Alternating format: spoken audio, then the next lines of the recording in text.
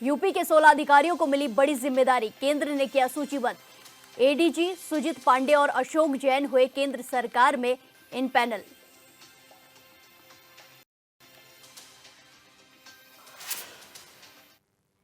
नमस्कार, HNN 24x7 में आपका स्वागत है और मैं आपके साथ प्रिया बिस्ट। खबरों पर विस्तार से चर्चा करते हैं। प्रदेश में निकाय चुनाव संपन्न हो चुके हैं, वहीं इसी महीने प्रदेश में सहकारिता के चुनाव भी संपन्न हो जाएंगे। इसके बाद राज्य में पंचायत चुनाव भी होने हैं। इन आगामी चुनावों को लेकर बीजेपी में भी जोरों शोरों से तैयारियां चल रही हैं। वहीं बीजेपी के प्रदेश महामंत्री आदित्य कोठारी ने बताया कि 9 फरवरी को बीजेपी प्रदेश मुख्यालय में एक प्रदेश स्तरीय कार्यशाला का आयोजन किया जाएगा, जबकि 20 फरवरी तक मंडल अध्यक्षों के चुनाव भी संपन्न हो जाएंगे। उन्होंने कहा कि फरवरी में ही कोशिश की जा रही है कि जिला अध्यक्षों के चुनाव भी करा लिए जाएं।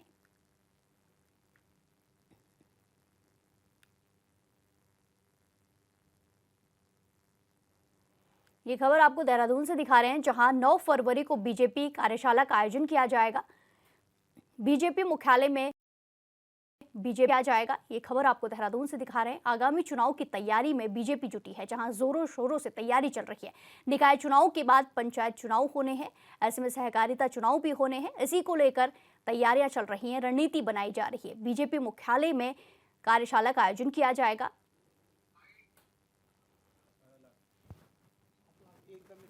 स्थानीय निकाय चुनाव में भारतीय जनता पार्टी ने आशातीत सफलता प्राप्त की है और अभी कोऑपरेटिव के चुनाव चल रहे हैं। कोऑपरेटिव के चुनाव के साथ साथ में भारतीय जनता पार्टी के संगठन के भी चुनाव इस समय चल रहे हैं। अभी 9 फरवरी को हम एक प्रदेश स्तरीय कार्यशाला यहाँ प्रदेश कार्यालय में करने वाले हैं और 20 फरवरी तक हमारे मंडल अध्यक्षों के चुनाव संपन्न हो जाएंगे और प्रयास करेंगे कि फरवरी माह में जिलाध्यक्षों के भी चुनाव संपन्न हो जाए।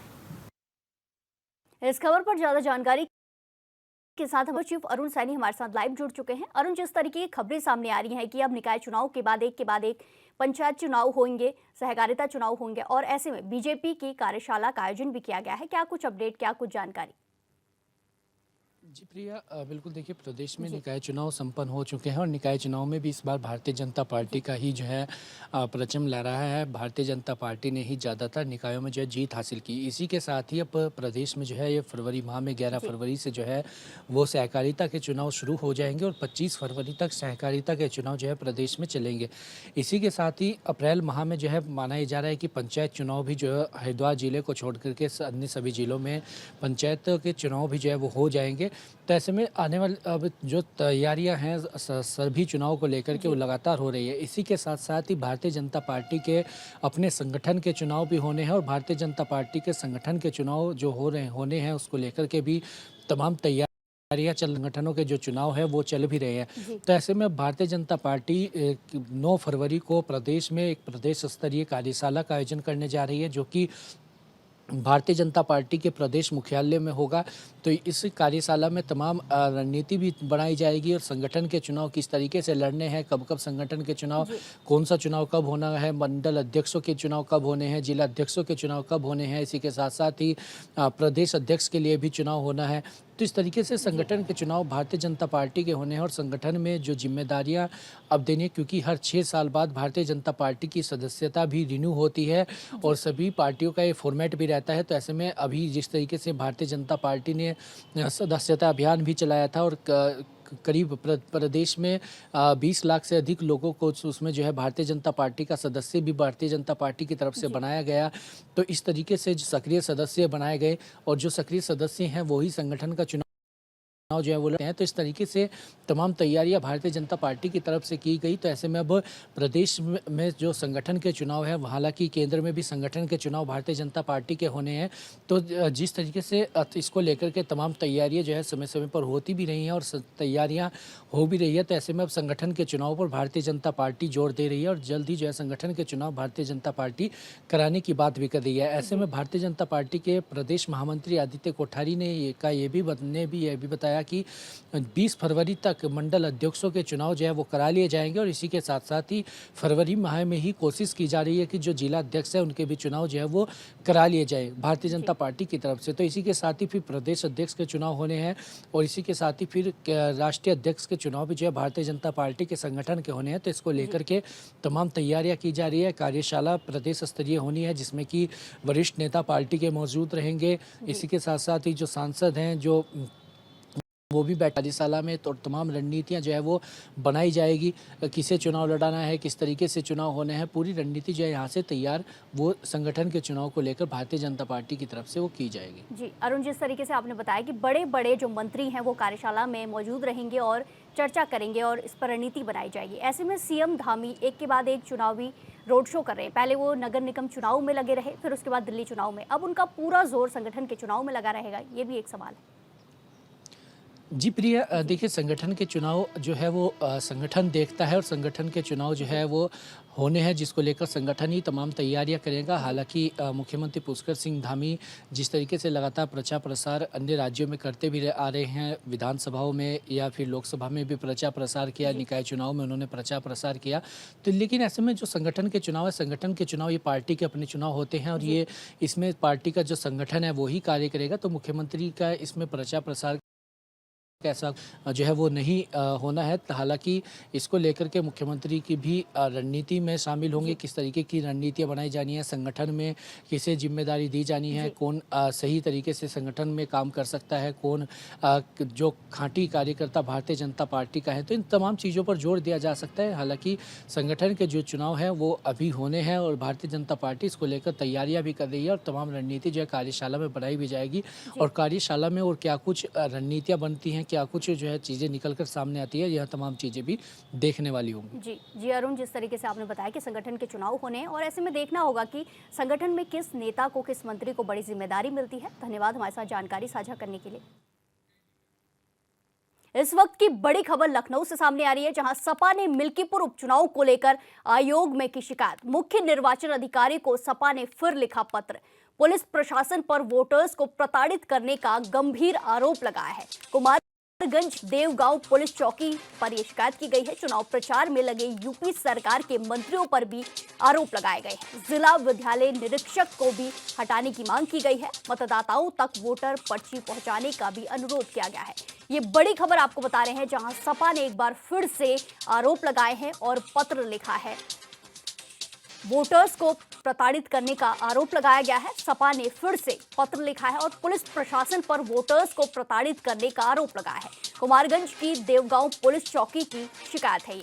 चुनाव प्रचार में लगे यूपी सरकार के मंत्रियों पर भी आरोप लगाए गए हैं। जिला विद्यालय निरीक्षक को भी हटाने की मांग की गई है। मतदाताओं तक वोटर पर्ची पहुंचाने का भी अनुरोध किया गया है। ये बड़ी खबर आपको बता रहे हैं, जहां सपा की तरफ से बड़े आरोप लगाए गए हैं। मिल्कीपुर उपचुनाव से पहले ये बड़े आरोप, गंभीर आरोप लगाए गए हैं, जहां पुलिस प्रशासन पर वोटर्स को प्रताड़ित करने का आरोप लगा है। ये बड़ी खबर आपको बता रहे हैं। सपा ने मिल्कीपुर उपचुनाव को लेकर आयोग में शिकायत की है। मुख्य निर्वाचन अधिकारी को सपा ने फिर से एक बार पत्र लिखा है। पुलिस प्रशासन पर वोटर्स को प्रताड़ित करने का आरोप लगाया है। कुमारगंज की देवगांव पुलिस का ये पूरा मामला है।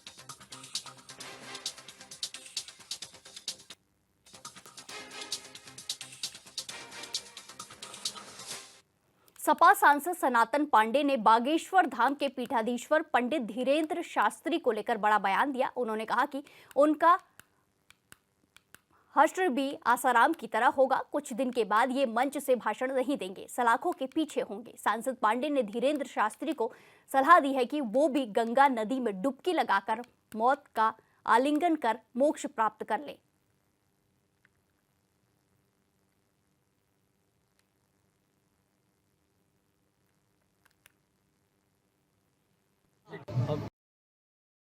जो है हम लोगों के पूर्वज तुलसीदास जी ने रामायण में वर्णित कर दिया है।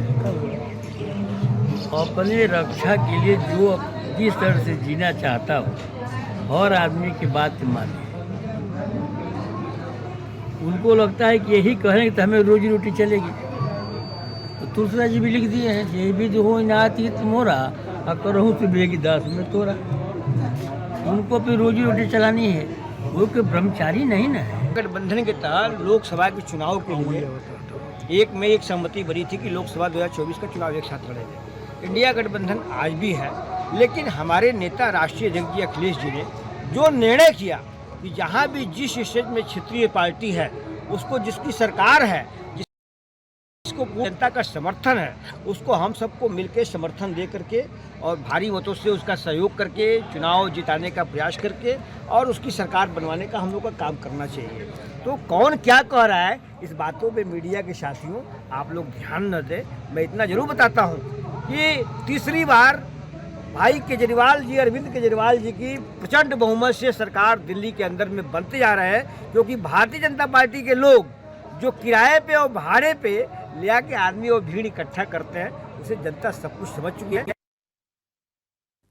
उन्नाव के बागरमऊ विधानसभा क्षेत्र से बीजेपी विधायक श्रीकांत कटियार ने कल्याणी नदी से गंगा पुल तक सड़क के चौड़ीकरण और सुदृढ़ीकरण कार्य का शिलान्यास कर दिया। आपको बता दें कि यह सड़क बांगरमऊ बलहौर मार्ग होते हुए कन्नौज और इटावा को जोड़ती है, जहां पर पहले मार्ग संकरा होने के चलते आए दिन हादसे में बढ़ोतरी देखने को मिलती थी। वहीं निर्माण कार्य का शिलान्यास करने के बाद विधायक श्रीकांत कटियार ने बताया कि उन्होंने सीएम योगी से पत्र लिखकर सड़क के चौड़ीकरण की मांग की थी, जिस पर शासन से स्वीकृति मिलने के बाद लोक निर्माण विभाग ने कार्य शुरू कर दिया है।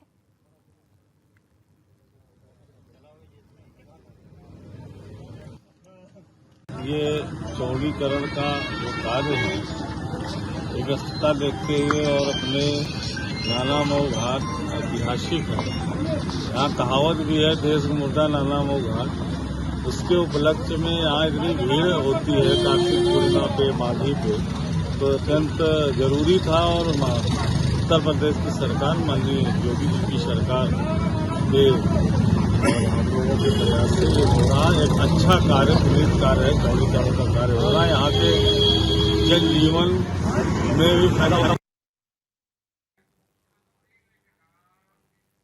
वक्त एक छोटे से ब्रेक का, फिर लौटेंगे कुछ खबरों के हमारे साथ।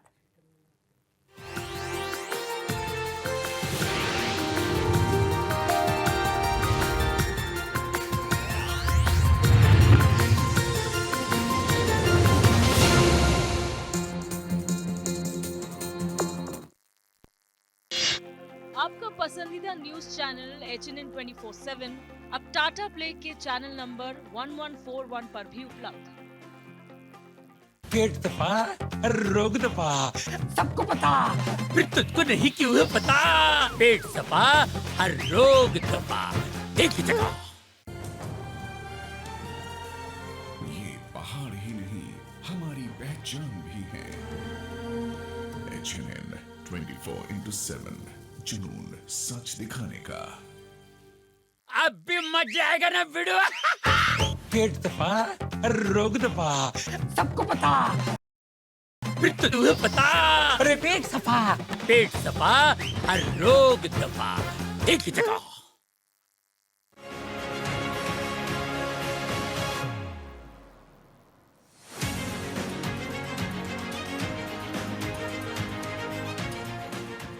हर रोज हो जाता हूँ लेट, साफ नहीं होता है मेरा पेट। अब भी मजा आएगा ना वीडियो। पेट दफा, रोग दफा, सबको पता, फिर तुझको नहीं क्यों है पता। अबे घोचू, अथा इंडिया को मालूम है। पेट सफा, हर रोग दफा, एक ही जगह। गंगा सी पवित्रता उत्तराखंड के कण कण में है। HNN 24/7, जुनून सच दिखाने का।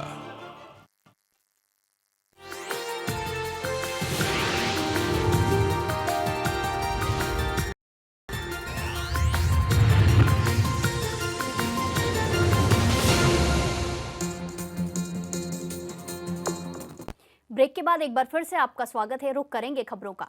मुख्यमंत्री योगी को श्री कृष्ण जन्मभूमि संघर्ष न्यास के राष्ट्रीय अध्यक्ष दिनेश फलहारी ने अपने खून से पत्र लिखा है। उन्होंने शंकराचार्य अवेनु मातेश्वरानंद सरस्वती को कुंभ से बाहर करने की अपील की है। श्री कृष्ण जन्मभूमि संघर्ष न्यास के राष्ट्रीय अध्यक्ष दिनेश फलहारी ने आरोप लगाया है कि विपक्षी राजनीतिक पार्टियों से मिलकर कथित शंकराचार्य दिव्य महाकुंभ में अफवाह फैला रहे हैं। उन्होंने आरोप लगाया कि 56 इस्लामिक राष्ट्र और विपक्षी पार्टियां मिलकर कुंभ को बदनाम करने में लगी हुई हैं। ये संत अवे मुक्तेश्वरा विपक्षी पार्टियों की भाषा बोल रहे हैं। हमने एक संकल्प लिया था कि जब तक हमारे भगवान श्री कृष्ण मंदिर से ईदगाह मस्जिद नहीं हट जाएगी तक हम अन्न ग्रहण नहीं करेंगे। तो कई बार सोच चुके हैं हमको अन्न छोड़े, आज भी हम फरार पे ही हैं। और मैंने आज माननीय मुख्यमंत्री योगी जी को अपने खून से पत्र लिखा है और हमने मांग की है कि जो कथित शंकराचार्य हैं अभिमुक्तानंद जी, उनको कुंभ से बाहर कर दिया जाए। ये तीर्थयात्रियों में तरह तरह की अफवाह फैला रहे हैं। ऐसे लोग विपक्षी पार्टियों से मिलकर सनातन धर्म के विरोध में प्रचार कर रहे हैं। इस कुंभ को बदनाम करने के लिए 56 इस्लामिक राष्ट्र लगे हुए हैं। दर्जनों विपक्षी पार्टियां इस कुंभ को बदनाम करने के लिए लगी हुए हैं। मेरा मुख्यमंत्री जी आपसे हाथ जोड़कर विनती है, ऐसे संत की इस कुंभ क्षेत्र में जरूरत नहीं है। इन लोगों का काम केवल इतना है कि सब्जी मंडी को खाली कराए जाने से नाराज सब्जी विक्रेताओं ने सोमवार को हंगामा मचाया। रेलवे की कार्रवाई के विरोध में मुख्य मार्ग पर सब्जी बिखेरकर जाम लगा दिया और जमकर नारेबाजी की। मौके पर पहुंची पुलिस और तहसीलदार ने सब्जी विक्रेताओं से बातचीत कर जाम खत्म करवाया। कुछ दिन पहले रेलवे ने वर्षों से लग रही सब्जी मंडी को हटवा दिया था। इसके बाद शिकायत पर शनिवार को एसडीएम ओबरा विवेक सिंह ने मौके पर पहुंचकर सब्जी विक्रेताओं से बातचीत की थी। उन्हें रेलवे के उच्चाधिकारियों से बातचीत कर समाधान का आश्वासन दिया था। इसके बाद सब्जी विक्रेताओं ने फिर से दुकान लगा ली। सूचना पर पहुंचे रेलवे की टीम ने सब्जी मंडी में लगी दुकानों को बलपूर्वक हटवा दिया। इसे खफा सब्जी विक्रेताओं ने मुख्य मार्ग जाम कर दिया। एक हफ्ता पहले रेलवे द्वारा सब्जी मंडी खाली कराया गया था और 3 दिन पहले एसडीएम साहब और हमारे नगर के चेयरमैन और 2-4 मानित सज्जन लोग वो आए थे, आश्वासन दिए कि आप लोग लगाइए, हम रेलवे से बात कर लेंगे। तो 2 दिन से लग रहा था सब्जी मंडी, तो आज जो है कि रेलवे के भाई आरपीएफ के दरोगा लोग दुकान को उठवा दिए, लगी हुई दुकान को उठवा दिए। कच्चा माल हम लोग का पड़ा हुआ था। अब किसान जो आए थे सब रोड पे अपना संत कबीर नगर जिले में कबीर मेहर महोत्सव में आयोजित मुख्यमंत्री सामूहिक विवाह योजना के तहत 334 जोड़ों का विवाह कराया गया। वहीं विवाह कार्यक्रम में के दौरान 2 जोड़े ऐसे नजर आए जो बिना दुल्हा और दुल्हन के शादी करते नजर आए। वीडियो में आप साफ तौर पर देख सकते हैं कि विवाह में दूल्हे के न आने से दुल्हन योजना के तहत मिलने वाले सामान के साथ बैठी शादी करती नजर आ रही है। वहीं दूसरी तरफ विवाह में दुल्हन के न पहुंचने के बाद भी दूल्हा खुद से ही अपने गले में वरमाला डालता शादी करता नजर आ रहा है।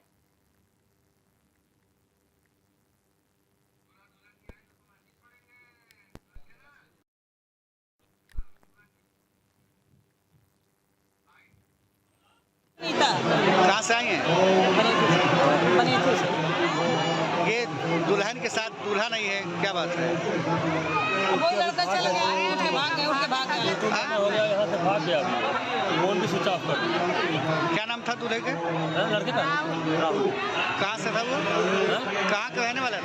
हम लोग नहीं, वो लड़का कबीर नगर का सुकरौली। आप इनके परिवार से नहीं है क्या? जो खबर पर ज्यादा जानकारी के साथ हमारे संवाददाता मिथिलेश कुमार हमारे साथ फोन लाइन पर जुड़ चुके हैं। मिथिलेश, जिस तरीके की खबरें सामने आई हैं कि सामूहिक विवाह कार्यक्रम रखा गया, लेकिन वहां दूल्हे के ना पहुंचने पर दुल्हन सामान के साथ नजर आई और दुल्हन के ना पहुंचने पर दूल्हा वरमाला डालता हुआ नजर आया, तो क्या कुछ मामला है ये? देखिए प्रिया, बता दें कि ये पूरा मामला संत कबीर नगर जनपद का है और जहां पर कबीर मघर महोत्सव का आयोजन पिछले दिनों से चल रहा है, उसी दौरान यहाँ पर एक मुख्यमंत्री सामूहिक विवाह कार्यक्रम का आयोजन किया गया है, जिसमें बड़ी संख्या में जो है नौजवानों ने यहाँ पर शादियां की हैं और तमाम जो है अधिकारी और जनप्रतिनिधि यहाँ मौजूद रहे हैं और उन्होंने आशीर्वाद देकर दंपतियों के उज्जवल भविष्य की कामना की है। लेकिन जो मामला जो वीडियो और जो चीजें वहां पर कैद हुई हैं वो एक चौंका देने वाला मामला सामने आया है, क्योंकि वहां पर आप तस्वीरों के माध्यम से देख सकते होंगे कि एक जो है युवती थी जो शादी के लिए आई थी और सामान वहां पे बकायदा जो सरकार के द्वारा मिलने वाले योजना के तहत सामग्री है वो प्राप्त करती है, लेकिन वहां पे दूल्हा मौजूद नहीं होता है। हालांकि सबसे बड़ी बात, जब इस मामले में हमने उन लोगों से पूछताछ की तो उन्होंने कहा कि दूल्हा आया ही नहीं और फोन भी स्विच ऑफ हो गया है। और दूसरी तरफ एक ऐसा भी तस्वीर कैद हुई है जिसमें एक दूल्हा स्वयं अपने आप को वरमाला पहन रहा है, वहां पे दुल्हन नहीं आई है और पूछने पर यह बताया जा रहा है कि जो है दुल्हन नहीं आई, इस कारण जो है शादी जो है अकेले कर ले रहे हैं।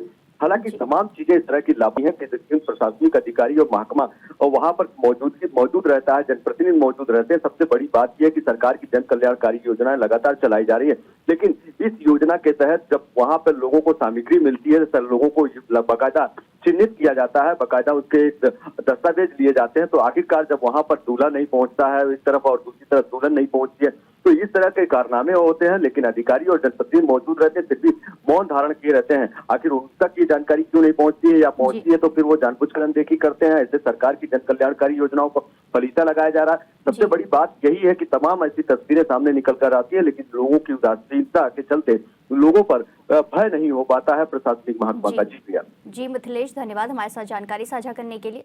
खबरों में आगे बढ़ते हैं। झांसी में कानून व्यवस्थाओं के दावों की पोल खुलती नजर आ रही है, जहां दिन दहाड़े युवक को बंधक बनाकर बेल्टों से जमकर मारपीट की गई। दबंग मारपीट का शिकार हुए युवक से अब पैसों की मांग कर रहे थे। जब युवक ने पैसे नहीं दिए तो दबंग युवकों ने दौड़ाकर युवक की पिटाई शुरू कर दी। पूरा मामला झांसी जनपद के चिरगांव थाना क्षेत्र के पेट्रोल पंप चुंगी के पास का बताया जा रहा है।